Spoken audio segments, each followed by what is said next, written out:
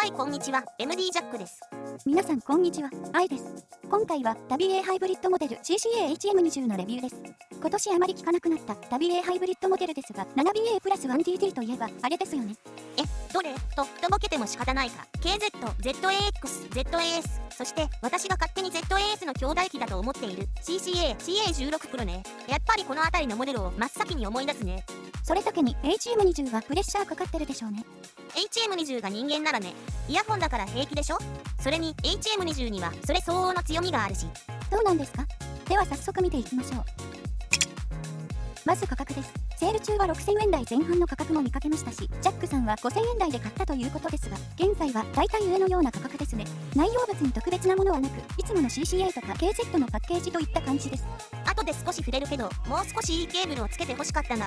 何か不満があるみたいですが、先へ進みましょう。外観はフェイスプレートがミリタリープレートの円合金。デザインに惹かれます。シェル部分は樹脂製です。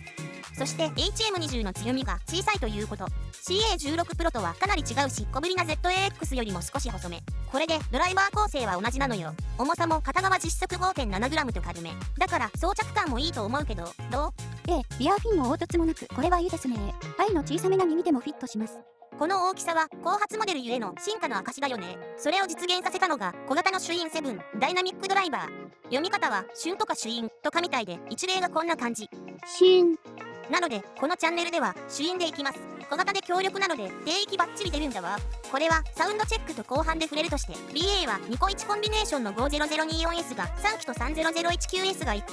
コンビネーションを1機ずつとカウントして計 7BA。BA のモデル名は ZAX に使用されていたものの改良版で構成が若干変更になってると、ざっくりこんな感じ。今回のサウンドチェックは ZAX と CA16 Pro と一緒に聞いてみます。イヤピは最初セドナイヤーフィットライトで収録したんですが、 CA16 Pro の毛に合わず緩くて低域が抜けたので、セドナイヤーフィットマックスを使用し再収録しました。付属のケーブルだと聞き比べて甘さが目立ったのでドリポインジェリーを使用しました。ではどうぞ。音量上がります。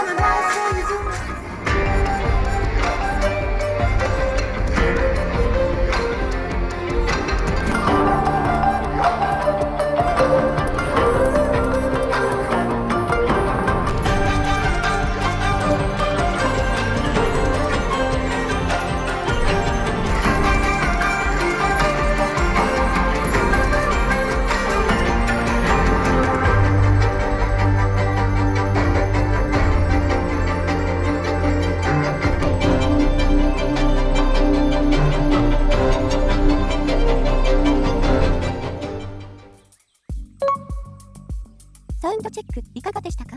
HM20 を標準と定義し、ソースと他モデルを差分として表現していますが、愛には波形の差分通りの特徴を感じることができたと思っています。では、イヤピ波形の比較です。今回はステムサイズの違う3モデルでの比較になり、音収録はステムの細い CA16 Pro に合わせることになったので、これまで登場する機会の少なかったセドナイヤーフィットマックスを使用してみた。セドナイヤーフィットマックスの特徴は上の通りで、音を近くに感じる、音が直線的に飛び込んでくる、遮音性が高いという点を強調したい。全体的にはどのイヤピでも同じようなカーブで、普段の比較よりばらつきが少ない傾向。ファイナル E とセドナイヤーフィットライトが HM20 装着時に少し緩く感じた。意図的に低域を少し満たすにはいいかもしれませんね。そうだね。